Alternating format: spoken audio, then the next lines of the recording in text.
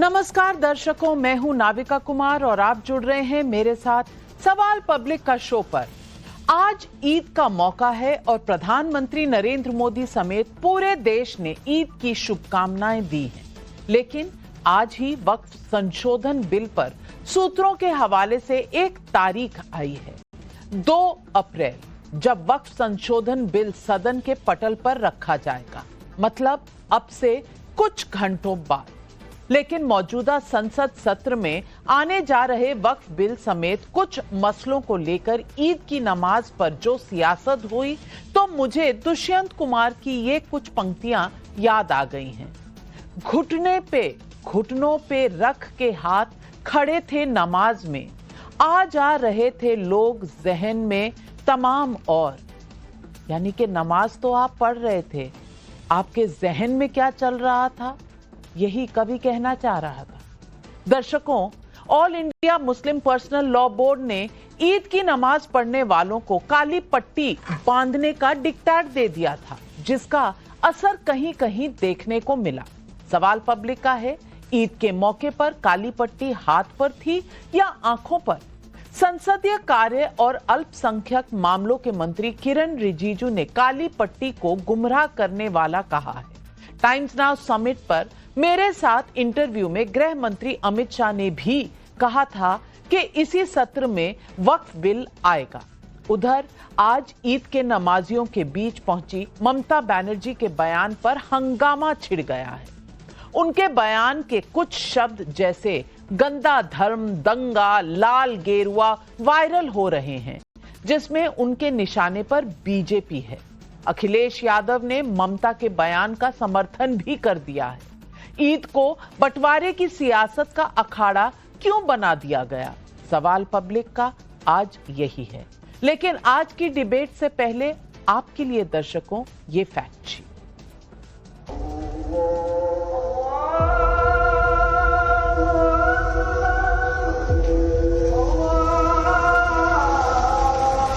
ईमान वालों को ईद मुबारक हुई तो काली पट्टी वालों को सियासत मुबारक हुई। वक्फ का हंगामा मानो नमाज ईद पर भारी था।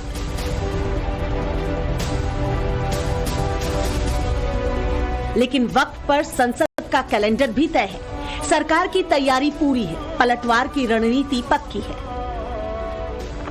2-3 दिनों से मैं देख रहा हूं कि रमजान के समय और आज ईद के समय में भी हाथों में काला पट्टी बांध करके आने का आह्वान करना और सड़कों पे उतरने के लिए उकसाना, ये हमारा देश के लिए ठीक नहीं है। इस बीच अजमेर दरगाह से वक्फ बिल को समर्थन मिला है।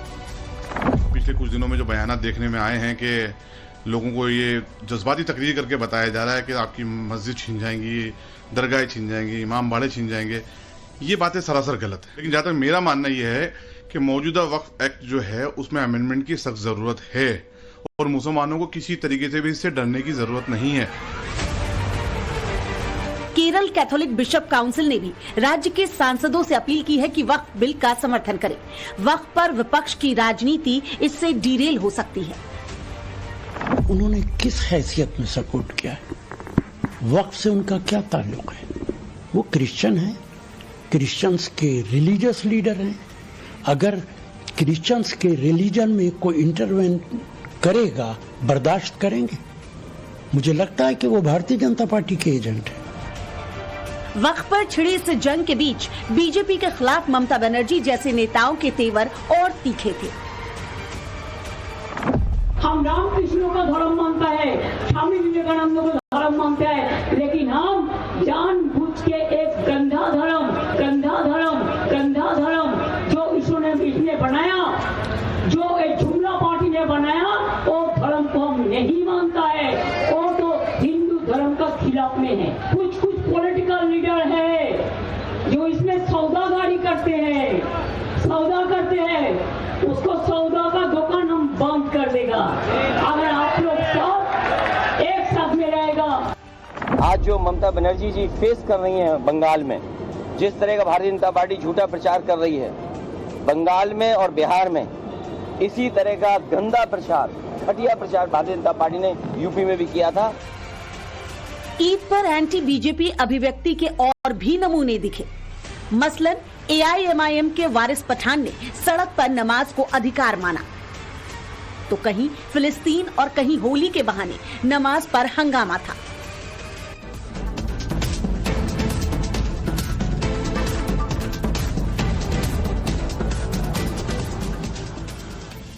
और आज पब्लिक पूछ रही है सवाल। पब्लिक का सवाल नंबर 1, वक्फ मसले पर ईद पर काली पट्टी बांधने वाले क्या गुमराह किए जा रहे हैं? वक्फ बिल पर खुला घमासान, सच में डर रहे हैं या डराए जा रहे हैं मुसलमान? वक्फ बिल पर अजमेर दरगाह और कैथोलिक काउंसिल का समर्थन क्या सरकार का एक्स फैक्टर बना? गंदा धर्म जैसा ममता का बयान और अखिलेश यादव का समर्थन वोट बैंक की सियासत की मजबूरी है? यही सवाल आज पब्लिक पूछ रही है। और इन सवालों के जवाब देने के लिए आज हमारे साथ जुड़ रहे हैं बीजेपी के राष्ट्रीय प्रवक्ता शहजाद पूनावाला मेरे साथ स्टूडियो में, मोहम्मद फैज खान नेशनल कन्वीनर मुस्लिम राष्ट्रीय मंच हमारे साथ आज जुड़ रहे हैं, अनुराग भदौरिया समाजवादी पार्टी के प्रवक्ता हैं, तौसीफ खान पॉलिटिकल एनालिस्ट हैं, तृणमूल कांग्रेस को सपोर्ट करते हैं, तहसीन पूनावाला हमारे साथ राजनीतिक विशेषज्ञ कांग्रेस पार्टी के सपोर्टर जुड़ रहे हैं। तौसीफ खान भाई, ईद मुबारक आपको भी, फैज भाई को भी और तमाम हमारे दर्शक जो देख रहे हैं, ईद की आप सबको मुबारक और चैत्र नवरात्रि की दूसरे दिन की पूजा की भी सबको बहुत बहुत बहुत बधाई। मैं पूछना चाहती हूं आपसे तौसीफ भाई, गंदा धर्म, ये अच्छा धर्म कौन सा होता है? गंदा धर्म कौन सा होता है? और कौन इजाजत देता है किसी को भी ये कहने के लिए कि कौन सा धर्म अच्छा है, कौन सा गंदा है? मैं पूछना चाहती हूं, ममता बनर्जी ने ऐसा बयान आज के दिन क्यों दिया? ममता बनर्जी ने खुलेआम कहा है कि वो रामकृष्ण के धर्म को मानती हैं, वो स्वामी विवेकानंद के धर्म को मानती हैं और किसी जुमला पार्टी के धर्म को नहीं मानती। ये जो जुमला पार्टी है जो राइट में बिलीव करती है, राइट करवाती है, और ये जो पॉलिटिकल जुमला पार्टी जो लोगों को आपस में बांट करके अपनी राजनीति करती है, डिवाइड एंड रूल राजनीति जो अंग्रेजों ने किया, उसको वो नहीं मानती, उसको वो कंडेम करती है। वो मानती है उसी धर्म को जिस धर्म के बारे में स्वामी विवेकानंद ने बात की है, जिस धर्म के बारे में रामकृष्ण मिशन ने बात किया है, और वे उस धर्म में ये भेदभाव, ये नफरत नहीं है, ये हिंदू मुस्लिम नफरत नहीं है जो नफरत भाजपा और जुमला पार्टी करती है।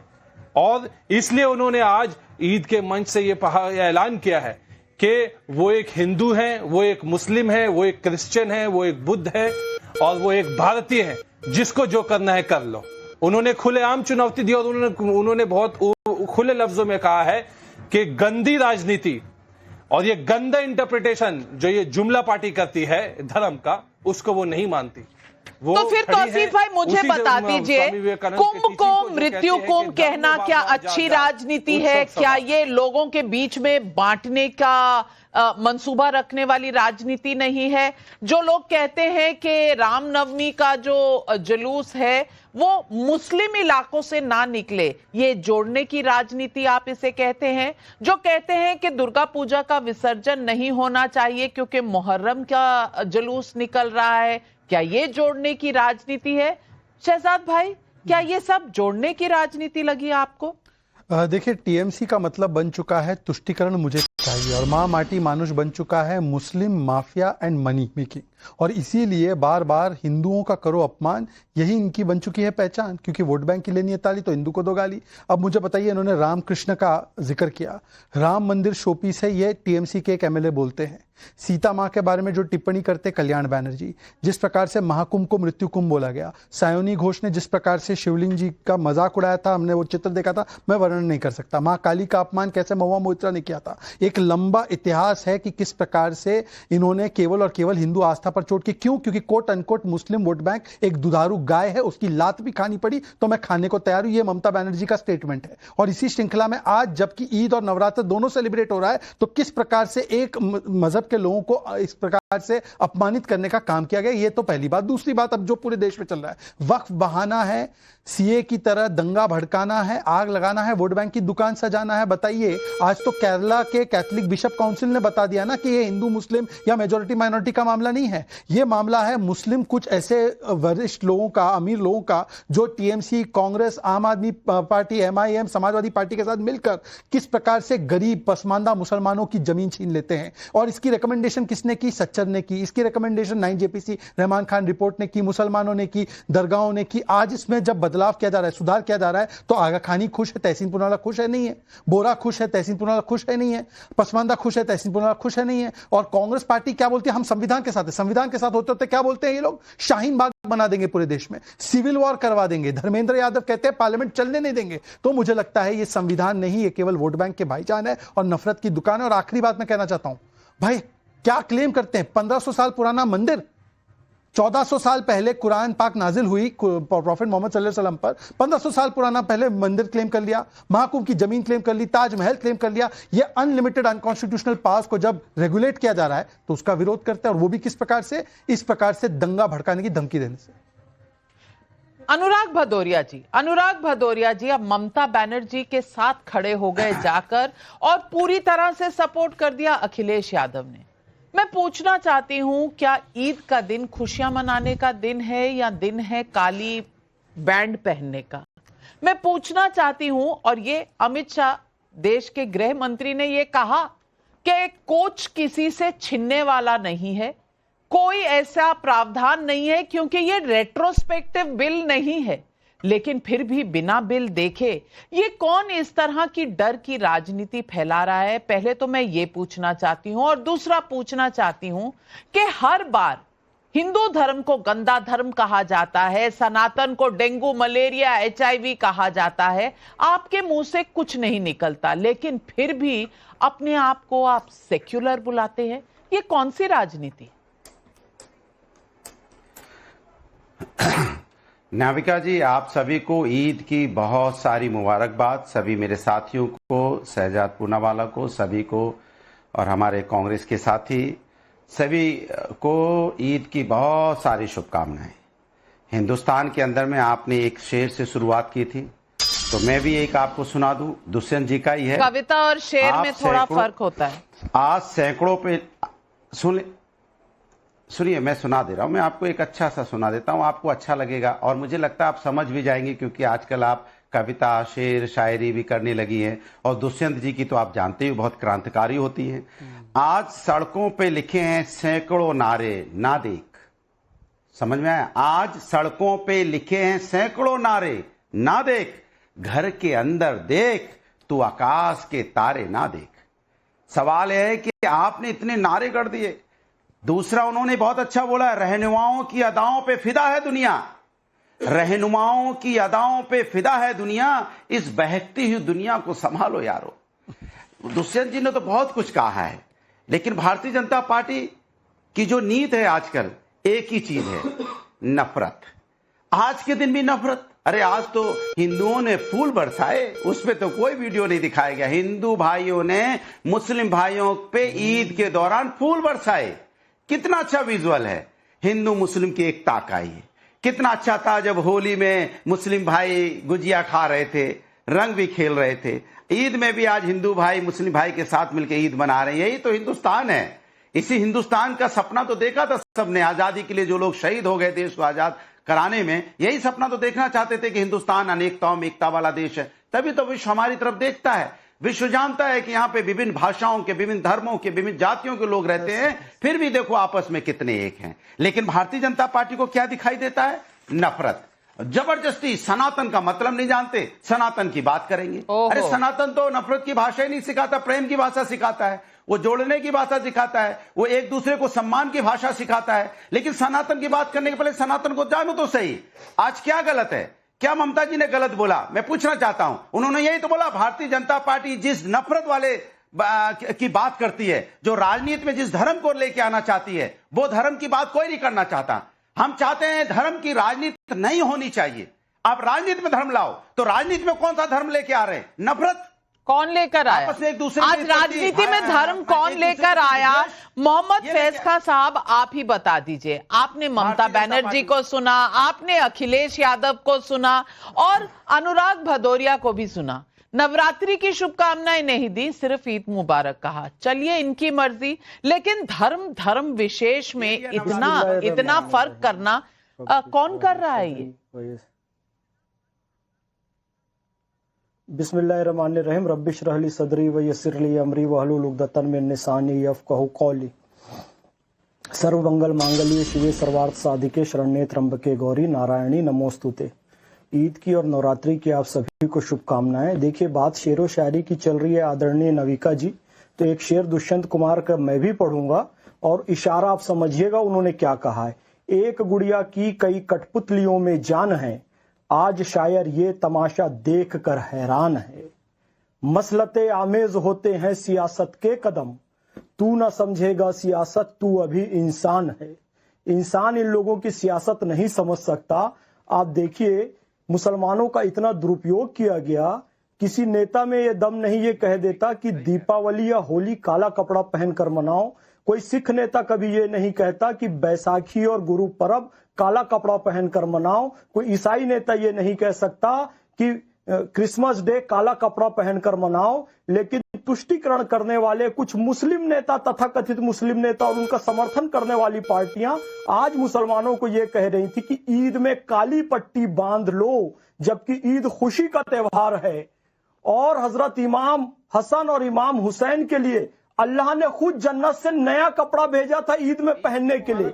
हम अपने नबी की सुन्नतों का पालन करेंगे, हम नया कपड़ा भी पहनेंगे, हम इत्र भी लगाएंगे, हम सुरमा भी लगाएंगे। और ये लोग बात कह रहे हैं ना जो स्वामी विवेकानंद की, मैं बताऊं स्वामी विवेकानंद ने क्या कहा था, हे अमृत के अधिकारीगण, तुम ईश्वर की संतान हो, हमारे आनंद के भागीदार हो, पवित्र और पूर्ण आत्मा हो, ऐसी हो, और इस मिथ्या भ्रम को झटक कर दूर फेंक दो कि तुम भेड़ हो, सिमई कब खिलाएंगे? आप सिमई का ऑफर करते, हम आपकी सिमई खाने। अनुराग जी, जब आप बोल रहे थे फैज साहब ने आपको बिल्कुल बीच में नहीं रोका।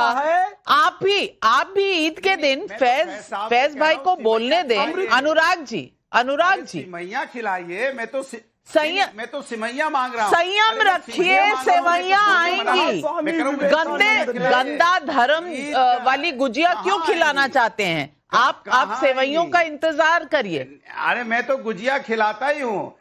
मैंने तो होली पे गुजिया खिलाई थी, इसलिए कह रहा हूँ मुझे सिमैया खिला दो। अमृता से पुत्रा और सनातनियों को अमृता से पुत्रा कहकर स्वामी विवेकानंद ने कहा। उसी बंगाल में ममता बनर्जी उसी धर्म को गंदा धर्म कहकर संबोधित कर रहे हैं। ये हुम्बा हुम्बा रुम्बा रुम्बा डुम्बा डुम्बा वाली जो भाषा है ममता बनर्जी की, वो आगे यहाँ पर भी दिखाई दे रही है। मैं निवेदन करता हूँ कि मुझे बोलने का मौका दिया जाए। देखिए, भारत में इस्लाम जो आया है ख्वाजा मोइनुद्दीन चिश्ती अजमेरी रहमतुल्लाह अलैह से आया है, और उस दरबार से नसीरुद्दीन चिश्ती जी ने कहा है कि ये बिल आ रहा है तो मुसलमानों के हक में है, क्योंकि बहुत सारे ऐसा तथाकथित मुस्लिम नेता हैं जो AIMIM में भी हैं और मुस्लिम पर्सनल लॉ बोर्ड में भी हैं, जिन लोगों ने इस प्रॉपर्टी को कब्जा करके रखा हुआ है। 1 लाख किराया आना चाहिए, उसका 1 रुपए ये लोग किराया दे रहे हैं। अब ट्रांसपेरेंसी आएगी, कलेक्टर के हाथ में आएगा, सब कुछ डिजिटल हो जाएगा। इनकी वास्तविकता ट्रांसपेरेंसी से ही तो परहेज है, क्योंकि ट्रांसपेरेंसी हो जाएगी तो फिर कोई इनके हाथों की कठपुतली नहीं बनेगा। यही तो दिक्कत है। और तहसीन पूनावाला, यही पब्लिक पूछ रही है। भोलानाथ मिश्र का यूट्यूब पर सवाल है, वक्फ मसले को कुछ नेता हिंदू वर्सेस मुस्लिम क्यों बना रहे हैं? क्योंकि ईद के दिन काली पट्टी बांधने की हिदायत क्यों दी जा रही है? सवाल तो यही है कि ईद के दिन ईद मुबारक कहिए। ये बड़ा त्योहार है, त्योहार को त्योहार की तरह खुश होकर मनाना चाहिए। लेकिन कोई काली पट्टी बंधा रहा है, कोई कह रहा है गंदे धर्म से दूर रहो, हम गंदा धर्म नहीं मानते। मैं पूछना चाहती हूं, क्यों? किसी धर्म को क्या गंदा कहा जा सकता है? नमस्कार नाविका जी, आपके शो में शिरकत करने का मौका मिला इसलिए शुक्रगुजार हूँ। सभी आपके दर्शकों को ईद मुबारक और नवरात्रि की ढेर सारी शुभकामनाएं। मेरा अभी रोजा खत्म हुआ कल और नवरात्रि के जो मेरे व्रत थे वो कल से शुरू हुए, तो मैं तो फास्टिंग में ही हूँ। और देखिए नाविका जी, 2 या 3 चीज कहना बहुत जरूरी है। सबसे पहली बात, पॉलिटिक्स। आपने कहा कि हिंदू मुसलमान क्यों कर रहे हैं। बड़ी विनम्रता से मैं बीजेपी के प्रवक्ता की इस बात से मानता हूं कि वक्फ अमेंडमेंट्स में कुछ अमेंडमेंट्स पर बातचीत होनी चाहिए, जैसे आगा खानियों के लिए सेपरेट प्रावधान वगैरह वगैरह, और कुछ उसमें प्रॉब्लमेटिक भी है, जैसे वक्फ बाय यूजर। मैं ज्यादा टेक्निकल डिटेल में नहीं जाना चाहता हूँ, उस पर वार्तालाप हो सकती है। लेकिन अगर कोई मुसलमान भाई संवैधानिक तरीके से अपने हाथ पे बैन मारते अपना प्रोटेस्ट कर रहा है ईद के दौरान, तो मुझे ये समझ में नहीं आता ये हिंदू के विरोध कैसे हो गया। हिंदू के विरोध का मैं आपको एक स्टेटमेंट बताता हूँ। हिंदू गुजिया, अब गुजिया तो स्वीट है, तो मैं भी बचपन से खाता है, अब तो मैं शुगर छोड़ गया हूं। भाजपा के प्रवक्ता मिठाई खाते, तो इसमें हिंदू मुसलमानी, गुजिया हिंदू, सेवैया मुसलमान, ये अनुज चौधरी वाली बातें मुझे लगता है ये नहीं होनी चाहिए हमारे मुल्क में। इतना आज खुशी का पर्व है हमारे मुल्क के अंदर। दूसरी चीज बड़ी विनम्रता से मैं कहना चाहता हूं, जो जिस तरह से जेपीसी का रवैया रहा है, जेपीसी के अध्यक्ष का रवैया रहा है, अमेंडमेंट सिर्फ सरकार और उनके सहयोगी का लिया गया, विपक्ष का अमेंडमेंट नहीं लिया गया, मुझे लगता है वो गलत था। और तीसरी चीज से मैं अपनी बात समाप्त करता हूं।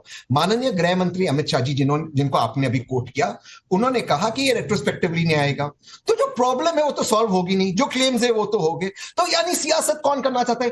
भाजपा कोई रेट्रोस्पेक्टिवली कोई चीज सॉल्व नहीं करना चाहती, सिर्फ क्या करना चाहती है? हिंदू मुसलमान का पॉलिटिक्स और मुसलमानों के पूनावाला जी, सबसे पहले तो मैं आपसे पूछना चाहती हूं कि पार्लियामेंट्री डेमोक्रेसी अगर आप समझते हो तो आपको पता चलेगा कि जेपीसी में वोटिंग हुई और गृह मंत्री अमित शाह ने क्या कहा, पहले आपको वो सुनवा दूं, फिर शहजाद पूनावाला जी आप जवाब दीजिएगा। सुनिए और ध्यान से सुनिएगा क्या कहा उन्होंने वक्फ बिल के बारे में। पार्लियामेंट में चर्चा होगी, दूध का दूध पानी का पानी हो जाएगा। ये देश के माइनॉरिटी को, विशेषकर मुस्लिम भाइयों बहनों को गुमराह करना चाहता है। मैं इनको कहना चाहता हूं, आपके अधिकार पर कोई तराप मारने की बात। अब कहते हैं हमारी मस्जिदें छीन लेंगे, ये रिट्रोस्पेक्टिव इफेक्ट से बिल नहीं आ रहा है, कैसे छीनी जाएगी? तो अगले हफ्ते वक्फ संशोधन बिल पार्लियामेंट में मूव कर देंगे। देखिए, पार्लियामेंट का टाइम टेबल मुझे मालूम नहीं है, मगर इसी सत्र में हम वक्फ संशोधन का बिल रखेंगे। जवाब दीजिए शहजाद पूनावाला, ये हर बात को उल्टा क्यों लेते हैं? देखिए, तहसीन ने इतनी अच्छी बात की। उन्होंने कहा कि गुजिया कब से हिंदू बन गई, सेवैयां कब से मुस्लिम बन गए। तहसीन ये पूछे ना कि मठाधीश माफिया बन जाते हैं, पर जो मौलवी मदरसों में बैठकर आतंकवाद में भी लिप्त पाए जाते हैं, कुछ उनके बारे में तो ऐसी शब्दावली नहीं बोलते। गौशाला में दुर्गंध आती है ये तो बोल देते हैं, सुअरों के भाड़े में तो इनको सुगंध आ रही है, उसके बारे में तो कभी कुछ नहीं बोलते। कुछ लोग हैं जो महाकुंभ को मृत्यु कुंभ बोल देते हैं, मजाल है उनकी कि वेटिकन के बारे में या पाक हज के बारे में कुछ बोल दे, नहीं बोलते। तो मैं तो आपसे पूछना चाह रहा हूं कि यहीं पर बैठे एक प्रवक्ता जो है, जो हरा कुर्ता तो नॉन स्टॉप पहनते, कभी भगवा कुर्ता पहने देखा नहीं है, उन्होंने कहा कि मैं गुजिया ले आऊंगा, तुम सेवैया ले आना। भाई बोल देते हैं फैज खान से कि भाई फैज तुम गुजिया ले आना, मैं सेवैया ले आऊंगा। यहीं पर उन्होंने कर दिया हिंदू मुस्लिम। दूसरी बात मैं पूछना चाहता हूं, आप इतनी एकता की बात कर रहे हैं ना साहब, तो एक बात बता दीजिए ना कि ये यूसीसी के समर्थन में कब आ रही है कांग्रेस पार्टी और समाजवादी पार्टी? आइए एक कानून की वकालत करते हैं ना, कहां हिंदू मुस्लिम का अलग अलग कानून होना चाहिए सिविल में? आइए एक कानून बनाते उत्तराखंड में, बोलिए एक बार कि हम समर्थन में नहीं बोलेंगे। तीसरी बात और आखिरी बात मैं कहना चाहता हूं, देखिए आज जो है समस्या सिर्फ इतनी है कि क्या आप गरीब मुसलमानों के साथ है या आप लैंड ग्रैबिंग फोर्सेस के साथ है, बस इतना ही कहना है आपको। किसानों की जमीन वक्फ की जो वक्फ को दे दी गई विजयपुरा में, तहसीन पूनावाला आप किसानों के साथ या आप वक्फ की लैंड ग्रैबिंग पावर के साथ? आप बता दो, क्योंकि कर्नाटका में ये हुआ है, वहां पर 2 लाख करोड़ का घोटाला हुआ है वक्फ की जमीन को लेकर और सारे कांग्रेस के नेता उसमें इन्वॉल्व है। तो मुझे लगता है कि आज जो लोग चाहते हैं वक्फ की जमीन पर बियर बार बन जाए, वक्फ की जमीन पर होटल बन जाए, वहां पर अलग अलग कार्य हो, पर वहां पर जो बच्चे यतीम है उनकी एजुकेशन के लिए कुछ ना बने, आज वही लोग जो है वक्फ का विरोध कर रहे हैं संशोधन। बड़ा सवाल है, पहले तहसीन पूनावाला, अनुराग भदौरिया जी, उसके बाद आ रही हूं। तहसीन, बीजेपी के प्रवक्ता ने कहा कि कर्नाटका में जो किसानों की जमीन है उसको नोटिफाई कर दिया था, एज वक्फ। खुद माननीय मुख्यमंत्री ने कहा है उसके बाद कि वो क्लरिकल एरर था, वो नहीं होगा, और वो नहीं हुआ है। लेकिन घोटाला भी हो गया, उस पर बियर बार भी बन गई। चलो, अपनी जिसने जैसे जैसे शौक होते वैसे अपनी बात रख देते। हम तो सोचते किसी भी जमीन पर स्कूल बने, अस्पताल बने। लेकिन दूसरी चीज मैं कहना चाहता हूँ बड़ी विनम्रता से, वक्फ पर अगर आप ये कानून में कोई आप उसमें सोल्यूशन लाना चाहते तो आप ये कानून ऐसे बनाते कि जो लोगों को, गरीब मुसलमानों को हक नहीं मिला उनको हक मिलता। आपने देखा है? नहीं, आपने बिल देखा है? बिना बिल देखे आप कैसे कह सकते हैं कि बिल में क्या है क्या नहीं है? यही तो डर का माहौल बनाने की कोशिश कर रहे हैं। और मैं कहना चाहती हूं कि अगर तहसीन भाई आप कह रहे हैं कि मुख्यमंत्री ने कह दिया क्लरिकल एरर है, वापस ले लिया, तो गृह मंत्री ने भी तो कह दिया किसी की मस्जिद नहीं छीनी जाएगी, किसी की जमीन नहीं छीनी जाएगी। वो बात मानने के लिए क्यों आप तैयार नहीं है? यहीं पर नियत का खोट नजर आता है। और अनुराग भदौरिया जी, आ रही हूं, अनुराग भदौरिया जी, आज पब्लिक भी पूछ रही है, शिशिर भालचंद्र घाटपांडे भोपाल मध्य प्रदेश से पूछ रहे हैं, वक्फ संपत्तियों को लेकर पारदर्शिता क्यों नहीं होनी चाहिए? इससे दिक्कत क्या है आपको? जवाब दीजिए। देखिए, पहले बता दूं कि भारतीय जनता पार्टी के प्रवक्ता को बियर बार बड़ा याद आ रहा है।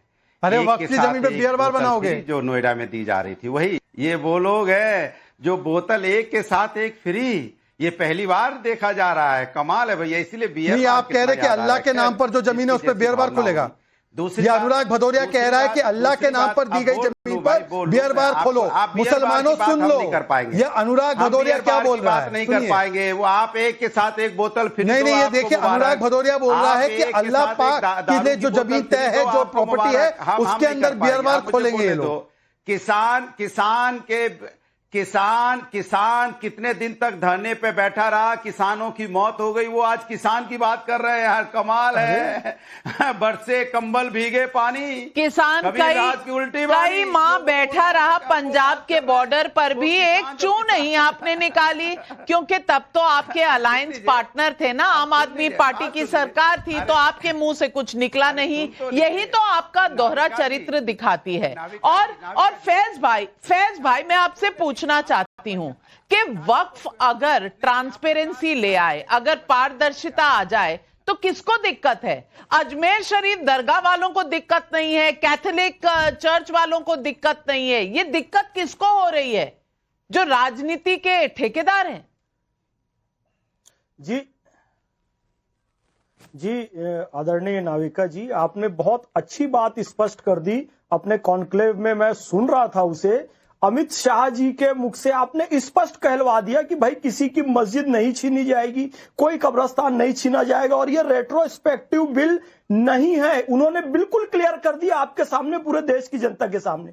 केवल बात यह है कि ट्रांसपेरेंसी आ जाएगी, डिजिटल सारी चीजें हो जाएगी, नेट में सब कुछ दिखने लग जाएगा। तो उत्तर यह है कि दिक्कत उन लोगों को है जो वक्फ की प्रॉपर्टी का दुरुपयोग कर रहे हैं लगातार। उन सब की चीजें खुलकर सामने आ जाएगी। वक्फ की प्रॉपर्टी का दुरुपयोग नहीं कर पाएंगे।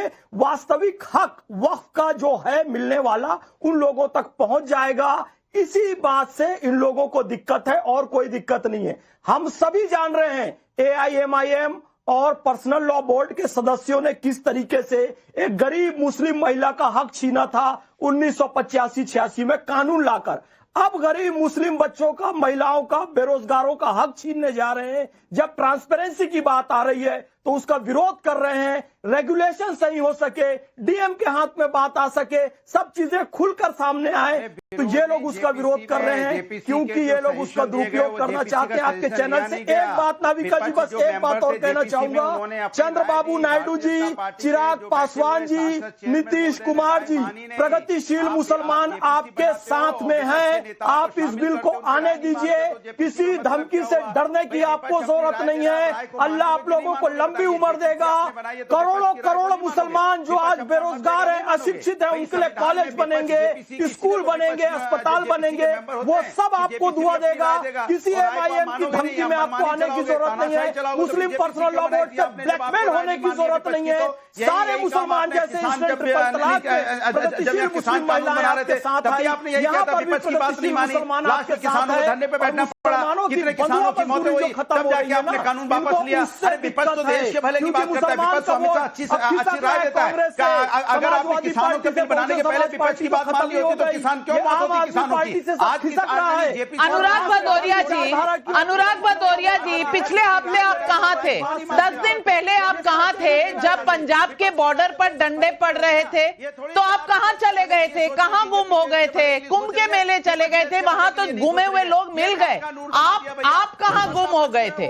आप कहां गुम हो गए थे कि तब आपको किसान नहीं नजर आए? आज आपको किसानों की याद सता रही है। ये बार बार बेमौसम बरसात जो आप करते हैं ना अनुराग भदौरिया जी, इसी पर पब्लिक पूछ रही है। राकेश कौशिक करनाल से पूछ रहे हैं, अजब है, हिंदुओं की लड़ाई काशी मथुरा छीनने की है, लेकिन यहां मस्जिद दरगाह छीनने का माहौल बनाया जा रहा है, ऐसा क्यों? अब जवाब दीजिए अनुराग भदौरिया जी।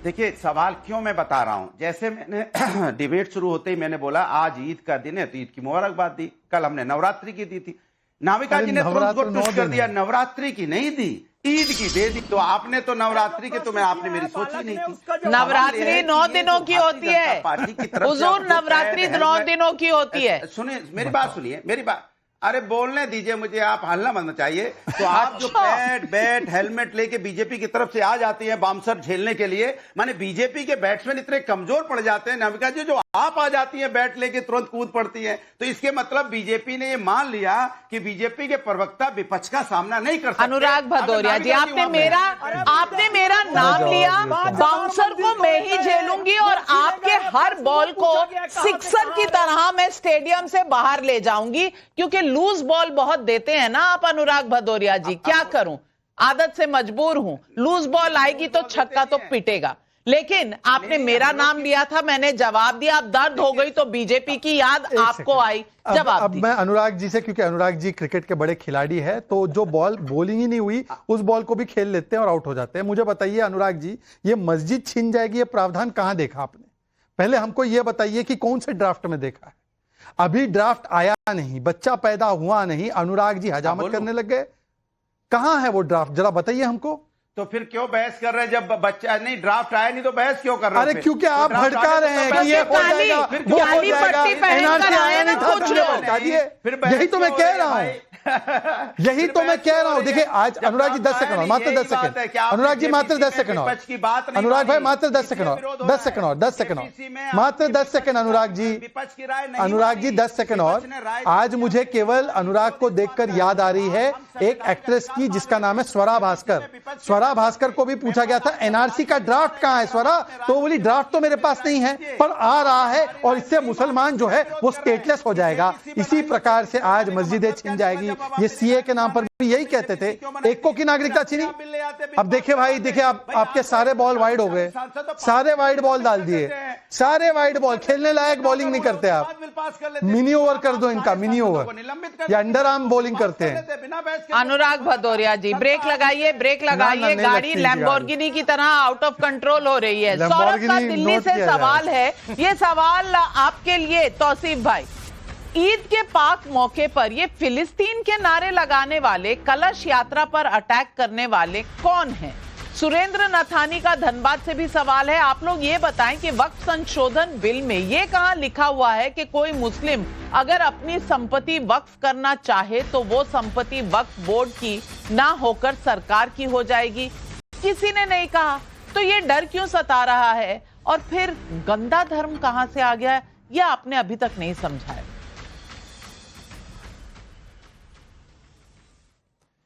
देखिए ये जो बिल पिछले साल जो इंट्रोड्यूस किया गया था सरकार द्वारा, उसमें ये एक प्रोविजन था कि सरकार जो है डाउटफुल कैटेगरी में डाल देगी, जिन प्रॉपर्टी को कलेक्टर डिसाइड करेगा वो डाल देगी, और वो कैटेगरी में जाने से ही संग वो जो है उसका नेचर बदल जाएगा, वो वक्फ नहीं रहेगा। तो ये एक बहुत बड़ा प्रॉब्लमेटिक में चैलेंज कर लीजिएगा। और भी ऐसे बहुत सारे लीगल प्रोविजन है जो इस तरीके से सवाल जवाब नहीं दे सकते।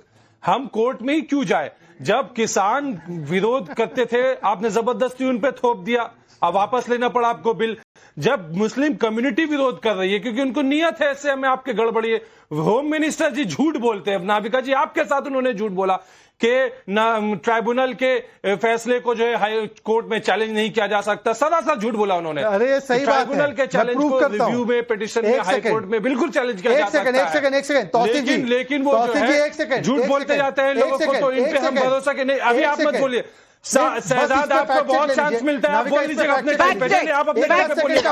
ये 10 सेकंड का नाविका, आपकी परमिशन से 10 सेकंड आप अपने टाइम पे नहीं। नाविका जी 10 देश में अगर आप अपील ना चाहें तो अपील नहीं हो सकती। नहीं, आप अपील ना चाहें तो देगा नहीं अपील का मामला, लेकिन कोई और करे, कोर्ट चला जाए तो आपको दिक्कत। सेक्शन 6 1995 वक्फ एक्ट अभी खोलकर दर्शक देखे, वहां पर लिखा गया है वक्फ ट्राइब्यूनल के पास मामला जाएगा और वक्फ ट्राइब्यूनल का फैसला final, no appeal will light to a court. ये लिखा है, दर्ज है सेक्शन 6 1995 एक्ट में। खोलकर चेक कीजिए, खोलकर चेक कीजिए, मैं बोल रहा हूं अभी चेक कीजिए, चेक कीजिए, चेक कीजिए। अरे देश में क्या कोर्ट में अपील नहीं होगी क्या? कोर्ट जाओ, झूठ बोलना बंद करो। अरे मैं हाई कोर्ट में जाओ, झूठ बोलना बंद करो। बता रहा हूं भाई, हाई कोर्ट में अपीलेट वक्फ ट्राइब्यूनल के खिलाफ रिव्यू जाती है, अपील का प्रोसेस नहीं है, वो कानून में दर्ज करके कांग्रेस गई थी। रिव्यू अपीलेट ट्राइब्यूनल के खिलाफ चैलेंज करने का नहीं था, एक्सक्लूसिवली फाइनल डिसीजन होगा ट्राइब्यूनल का, लिखा गया सेक्शन 6। हाई कोर्ट में जाइए। अरे आप खोल कर तौसीफ खान, मैं आपको ये बता दूं, और फैज भाई मैं आपसे पूछना चाहती हूं, ये जो कह रहे हैं कि ये डाउटफुल कैटेगरी में डाल देंगे, तो जो भी डाउटफुल कैटेगरी में जाएगा वो तो कोर्ट जा सकते हैं, इनके पास कागज होंगे, ये जीत जाएंगे। नहीं होंगे तो जिस पर डिस्प्यूट है वो कोर्ट तय करेगी कि वक्फ बोर्ड तय करेगा। इस मुद्दे से किसी धर्म को गंदा बना देना, गुस्सा कहीं और निकाल देना, क्या ये सही है? देखिए, जिसने हत्या की है उसे ही हम जज अगर बना देंगे तो क्या कभी अपने वो विरोध में फैसला देगा?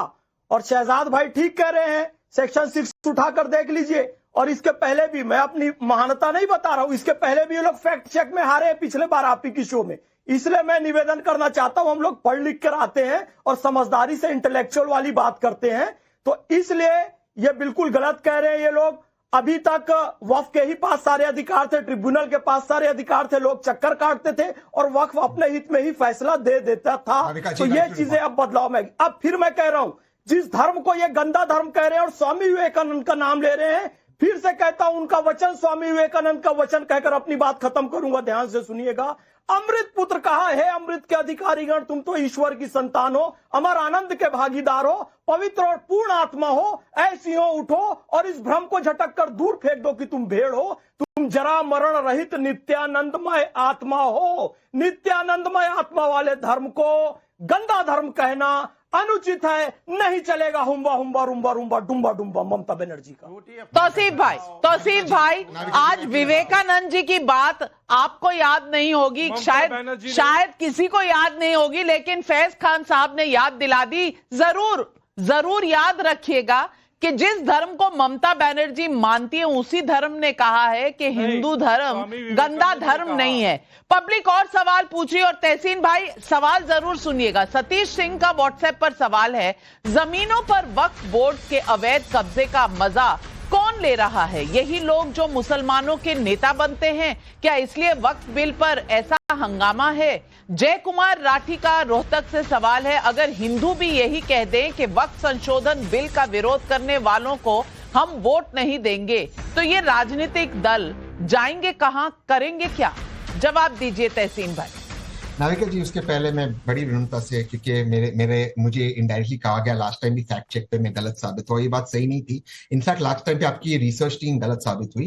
कर्नाटका में कोई भी लॉ पास नहीं हुआ था जिसमें दोबारा से लॉ को रिवर्स कर दिया था, जो बीजेपी का लॉ था, जिसका जिक्र आपकी टीम ने किया था, वो 2013 का लॉ था। लेकिन मैं उस डिबेट में दोबारा से जाना नहीं चाहता हूँ, मैं बिल्कुल क्योंकि मैंने कर्नाटका के अखबारों को कोट करके आपका हिंदू अखबार को जो कोट किया वो 2013 का था। मैं आपको उसका लिंक भेज दूंगा नाविका जी, मैं उसमें नहीं जाना चाहता हूं। 2000 भेज चुकी हूं। आपने नहीं भेजा, बट ये लॉ को वापस रिवर्स नहीं किया था कांग्रेस की सरकार ने। आई एम वेरी क्लियर, इस डिबेट पे हम आते थे, तो कृपया मोहम्मद भाई, मैं आपकी बहुत रिस्पेक्ट करता हूं, हम उस डिबेट में ना जाए, हम इस डिबेट पर आते हैं। भगवान श्रीनिवास के नाम से गोपाला गोपाला जो हम कहते हैं ना भगवान श्री वो कृष्ण आज का को डिबेट नहीं है, गोपाल, मैं आज के डिबेट पे उनके सर नाम मैंने से आपके भी बीच में नहीं विशेष बोला, नाम अगर मुझे आप का मौका दें, पशुपालन का, आप मौका दें, क्योंकि आपने मुझे जिसमें एड्रेस किया। मोहम्मद भाई प्लीज। हाँ नाविका जी, जो आपका मूल सवाल था वो यही है, अगर भारत के कुछ नागरिक, मुसलमान नागरिक, मोहम्मद भाई जैसे, मेरे जैसे, अगर उनमें से कुछ लोगों को लगता है कि ये कानून से उनका हक जा रहा है, आपने पूछा कानून कहां पर पढ़ा है, किसने ये ड्राफ्ट पढ़ा है, 8 अगस्त 2024 को ये इंट्रोड्यूस हुआ पार्लियामेंट में, जेपीसी पर इस पर डिबेट हुआ और इसके अमेंडमेंट्स पर काफी चर्चा हो चुकी है। अब आए न आए ये चर्चा काफी हो चुकी है। हो सकता है मोहम्मद भाई करेक्ट हो सकता है, मैं कुछ हद तक करेक्ट हो सकता है आप, लेकिन अगर कुछ लोग संवैधानिक तरीके से पीसफुली अपनी मस्जिद में काला बैंड पहनकर प्रोटेस्ट करना चाहते हैं, तो ये देश का सबसे महत्वपूर्ण मुद्दा कैसे हुआ मेरी समझ में नहीं आ रहा। पहली बात, ईद के दिन इस पे डिबेट हो रहा है, वो प्रोटेस्ट करने दो, मोहम्मद भाई जैसे इंटेलिजेंट लोग हैं उनको समझा देंगे। मैं जवाब देता हूं, मैं इसका जवाब देता हूं। इसीलिए क्योंकि काला बैंड पहनकर कौन आया इसके दिन? एक सेकंड तहसीन, एक सेकंड। AIMPLB जो कि महिला विरोधी है, जिसने 3 तलाक के कानून का विरोध किया, उसने कहा शाहीन बाग बना देंगे, जो असंवैधानिक था उसको कांग्रेस ने समर्थन दिया है। इमरान मसूद ने, बोटी बोटी इमरान, उसको समाजवादी पार्टी ने सपोर्ट किया है। कांग्रेस ने कंडेम किया क्या AIMPLB को? कांग्रेस ने MIM के बयान को कंडेम किया क्या कि देश में सिविल वॉर होगा? कांग्रेस ने मोहम्मद अदीब के बयान को कंडेम किया कि हश्र दिखा देंगे JPC के चेयरमैन को? और कांग्रेस ने कंडेम किया नदवी के बयान को कि हम सड़कों पर उतर आएंगे? कांग्रेस नहीं किया। रही है लोगों को। और आप सिर्फ AIMPLB को इस कॉन्टेक्स्ट में क्यों याद कर रहे हैं? शाहबानों के कॉन्टेक्स्ट में क्यों नहीं याद कर रहे? सवाल यही है कि किसका हक मारा जा रहा है, ईद के दिन कौन याद कर रहा है। और हमने एक सर्वे किया X और YouTube पर, हमने क्विक सर्वे किया जिसमें पूछा कि ईद पर वक्फ संशोधन बिल का विरोध वोट के लिए या देश हित में है। Sample size 15,000। हाँ वोट के लिए 70%, नहीं देश के हित में 28%, कह नहीं सकते 2%। 70% लोग मानते हैं कि ये बिल्कुल देश के हित में नहीं है, और 70% कहते हैं ये सिर्फ वोट के लिए हो रहा है। वोट के लिए क्या पारदर्शिता से परहेज हो गया? क्या वोटों के लिए किसी धर्म को गंदा धर्म कहा जा सकता है? क्या ईद मनाने के समय काला बैंड पहनना जरूरी है? खुशी के मौके पर, त्योहार के दिन, और किसी धर्म को इस तरह नीचा दिखाना क्या सही है? जय फिलिस्तीन आज के दिन कौन कर रहा है और क्यों? ये सवाल पब्लिक पूछ रही है। तमाम अपने पैनलिस्ट का धन्यवाद करती हूं। दर्शकों, आपका